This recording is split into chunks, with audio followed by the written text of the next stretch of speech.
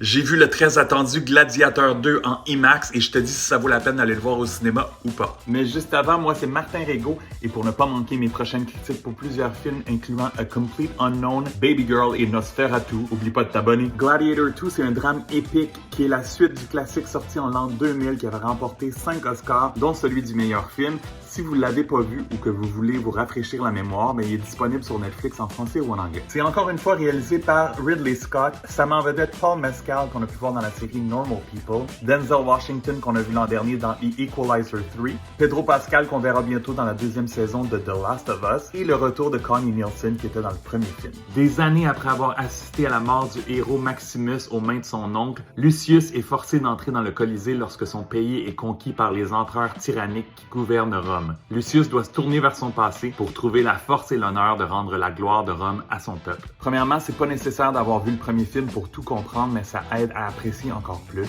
Quel bel job au niveau du casting. Paul Mescal porte très bien le film sur ses épaules. Ça va clairement propulser sa carrière à un autre niveau. Mais la grande star du film, c'est Denzel, qui est intense, qui est excellent comme à l'habitude. J'ai adoré les deux empereurs un peu cray-cray joués par Joseph Quinn et Fred Eschinger, sont vraiment très bons. La réalisation est efficace, très fidèle au premier film. Le scénario est bien aussi et on nous garde accrochés malgré la longueur de 2h28. Les scènes d'action sont très réussies, particulièrement impressionnant sur IMAX. Mon seul bémol, c'est qu'on essaie de nous en mettre plein la vue et qu'on pousse vraiment les limites de la réalité avec les affrontements dans l'arène et les créatures.